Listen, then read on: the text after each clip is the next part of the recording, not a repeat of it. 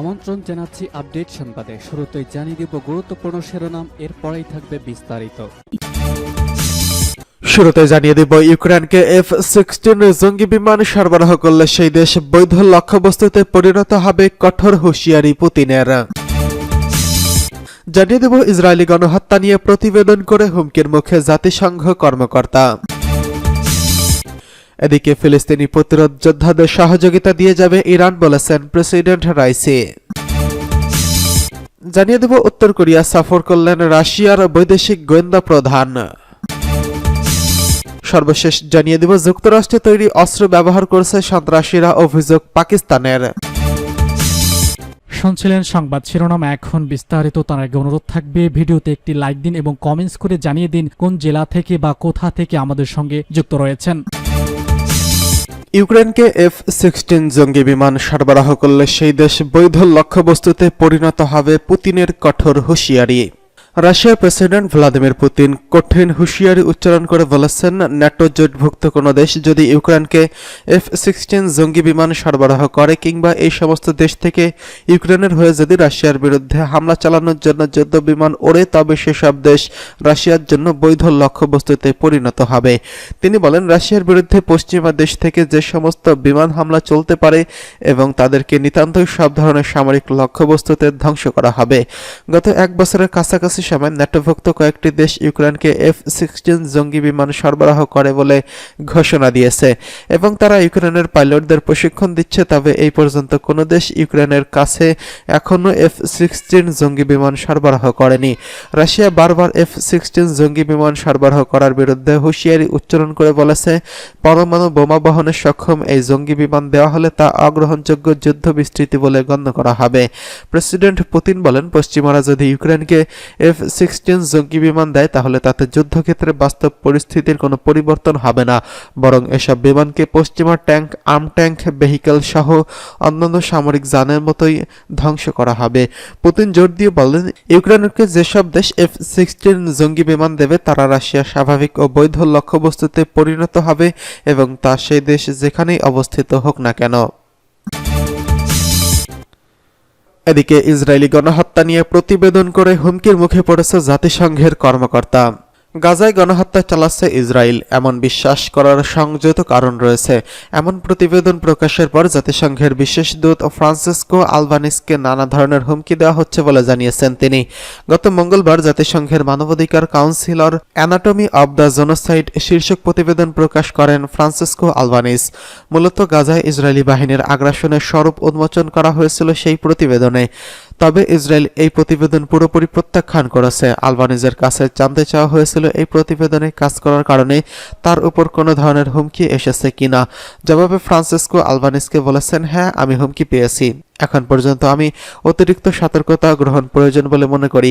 যদি আপনি চাপের কথা বলেন, এটি আমার প্রতিশ্রুতি বা আমার কাজের ফলাফলে কোনো পরিবর্তন আনবে না। ফ্রান্সিসকো আলবানিস জাতিসংঘের মানবাধিকার বিশেষ কাউন্সিলের বিশেষ দূত হিসেবে কাজ করছেন 2022 সাল থেকে। তিনি নানা ইস্যুতে কাজ করেছেন, তবে কখনোই এমন হুমকির কথা শোনেননি। এই প্রতিবেদন প্রকাশের কারণে তাকে কী ধরনের হুমকি দেওয়া হয়েছে সে বিষয়ে তথ্য প্রকাশ করেনি তিনি। এমনকি কারা তাকে হুমকি দিয়েছে সে বিষয়ে খোলাসা করে কিছু বলেনি ফ্রান্সিসকো আলবানিস। তবে তিনি বলেছেন, এটি আমার জন্য খুবই কঠিন একটি সময়। এই কাজের শুরু থেকেই আমাকে নানা ধরনের হুমকির মাধ্যমে আক্রমণ করা হচ্ছে। গাজায় যুদ্ধ থামানোর পাশাপাশি বেসামরিক নাগরিকদের আরও সুরক্ষা দেওয়ার জন্য ইসরায়েলের উপর যখন আন্তর্জাতিক চাপ বাড়ছে, তখন আরও এই গণহত্যা দিবস ও এই প্রতিবেদন প্রকাশ করা হলো। গণহত্যা সুনির্দিষ্ট আইনি পরিভাষা। আলবানিজের প্রতিবেদনে বলা হয়েছে, এর কিছু বৈশিষ্ট্য পূরণ হয়েছে, অর্থাৎ গাজায় চালানো গণহত্যামূলক কার্যকলাপ গণহত্যা নির্ধারণের মাত্রায় পৌঁছেছে এমনটি বিশ্বাস করার যৌক্তিকতা রয়েছে। বিবিসি জানিয়েছে, বিশেষজ্ঞ আলবানিস তার অ্যানাটমি অব দ্য জেনোসাইড শীর্ষক প্রতিবেদনে বলেছে, ইসরায়েল ফিলিস্তিনিদের উপর একটি গোষ্ঠী হিসেবে এবং আংশিকভাবে ধ্বংস করার অভিপ্রায় নিয়ে কাজ করছে, যেটি গণহত্যা কনভেনশনের মূল বৈশিষ্ট্য।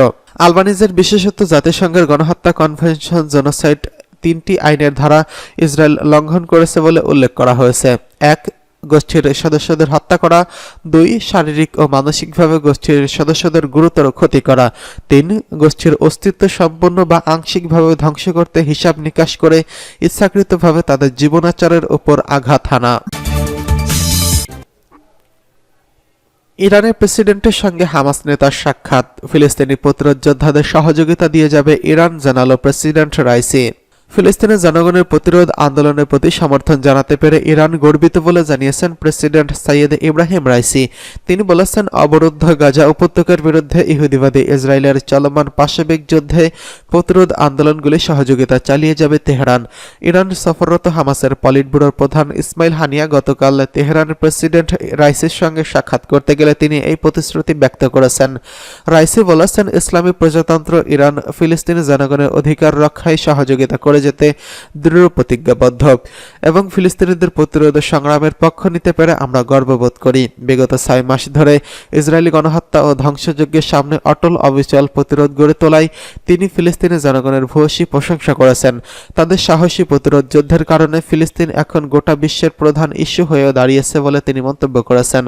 ইরানের প্রেসিডেন্ট বলেন, আমরা বিশ্ববাসীর সামনে একথা প্রমাণ করতে পেরেছি যে চলমান গাজায় যুদ্ধে ফিলিস্তিনিরা সঠিক পথে রয়েছেন এবং ইরান সহ যারা ফিলিস্তিনিদের পাশে দাঁড়িয়েছে তাদের অবস্থানই ন্যায়সঙ্গত। সাক্ষাতে ফিলিস্তিনি জনগণের প্রতিরোধ যুদ্ধে সহযোগিতা করার জন্য ইরানের সরকার ও জনগণকে ধন্যবাদ জানান ইসমাইল হানিয়া। হামাসের সর্বোচ্চ নেতা বলেন, ফিলিস্তিন ইস্যু সম্পর্কিত তেহরানে গভীর উপলব্ধি তৈরি হয়েছে বলে ইরানি জনগণের পাশে দাঁড়িয়েছেন। গাজায় অবিলম্বে যুদ্ধবিরতি প্রতিষ্ঠার আহ্বান জানিয়ে জাতিসংঘের নিরাপত্তা পরিষদে একটি বিরল প্রস্তাব পাশ হওয়ার পরদিন মঙ্গলবার ইসমাইল হানিয়া তেহরান সফরে আসেন। সফরের প্রথম দিনে তিনি ইরানের সর্বোচ্চ নেতা পররাষ্ট্রমন্ত্রীর সঙ্গে, দ্বিতীয় দিনে তিনি ইরানের প্রেসিডেন্টের সঙ্গে সাক্ষাৎ করলেন। এদিকে উত্তর কোরিয়া সফরে যাচ্ছেন রাশিয়ার বৈদেশিক গোয়েন্দা প্রধান। রাশিয়ার বৈদেশিক গোয়েন্দা প্রধান সের্গেই নারিশকিনকে চলতি সপ্তাহের শুরুতে উত্তর কোরিয়া সফর করছেন। আজ বৃহস্পতিবার উত্তর কোরিয়ার রাষ্ট্রীয় বার্তা সংস্থা KCNA এই তথ্য জানিয়েছে। খবরে বলা হয়েছে, দুই দেশের মধ্যে নিরাপত্তা সহযোগিতা নিয়ে আলোচনার জন্য নারিশকিন উত্তর কোরিয়া সফর করেন। KCNA এর তথ্য মতে রাশিয়ার বৈদেশিক গোয়েন্দা প্রধান 25 থেকে 27 মার্চ পর্যন্ত উত্তর কোরিয়ায় সফরে ছিলেন। সফরকালে তিনি উত্তর কোরিয়ার রাষ্ট্রীয় নিরাপত্তা বিষয়ক মন্ত্রী রি চ্যাং দায়ের সঙ্গে সাক্ষাৎ করেছেন। KCNA এর প্রতিবেদনে বলা হয়েছে, শত্রুপক্ষের ক্রমবর্ধমান গুপ্তচরবৃত্তি ও ষড়যন্ত্রমূলক পদক্ষেপ মোকাবিলার জন্যই রাশিয়া ও উত্তর কোরিয়ার মধ্যে পারস্পরিক সহযোগিতা বাড়ানোর বিষয়ে দুই দেশের কর্মকর্তারা আলোচনা করেছেন। রাশিয়া ও উত্তর কোরিয়া উভয় দেশই বৈশ্বিক নিষেধাজ্ঞার মধ্যে রয়েছে। ইউক্রেনের হামলার কারণে রাশিয়ার উপর নিষেধাজ্ঞা দিয়েছে যুক্তরাষ্ট্র ও পশ্চিমা নেতারা। অন্যদিকে পারমাণবিক অস্ত্র পরীক্ষার জন্য উত্তর কোরিয়ার উপর নিষেধাজ্ঞা দেওয়া হয়েছে। গত বছরের সেপ্টেম্বরে রাশিয়ার দূরপ্রাচ্যের রুশ প্রেসিডেন্ট ভ্লাদিমির পুতিন ও উত্তর কোরিয়ার নেতা কিম জং উন একটি বৈঠক করেছিলেন। সে সময় কিম জং উন ঘোষণা দিয়েছেন, মস্কোর সঙ্গে সম্পর্কে তার বিষয়টি দেশের এক নম্বর অগ্রাধিকার। পুতিন কিম বৈঠকের পরে যুক্তরাষ্ট্র অভিযোগ করে মস্কোকে অস্ত্র সরবরাহ করা শুরু করেছে পিয়ংইয়ং। এদিকে যুক্তরাষ্ট্রের তৈরি অস্ত্র ব্যবহার করছে সন্ত্রাসীরা, অভিযোগ পাকিস্তানের সাম্প্রতিক মাসগুলোতে সন্ত্রাস হামলায় ব্যাপকভাবে বেড়েছে এবং এতে বেসামরিক নাগরিকদের পাশাপাশি নিশানা করা হচ্ছে নিরাপত্তা বাহিনীর সদস্যদেরও। আর এসব হামলায় বিদেশিদের অস্ত্র ব্যবহার করছে সন্ত্রাসীরা, বিশেষ করে যুক্তরাষ্ট্রের তৈরি অস্ত্র। বৃহস্পতিবার 28 মার্চ পাকিস্তানের সংবাদ মাধ্যম জিও নিউজের এক প্রতিবেদনে এমন তথ্য জানিয়েছে, আফগানিস্তান ছাড়ার সময় মার্কিন বাহিনী যেসব অস্ত্র ফেলে গিয়েছিল সেগুলো ব্যবহার করেছে পাকিস্তানের তেহরিক-ই-তালেবান TTP।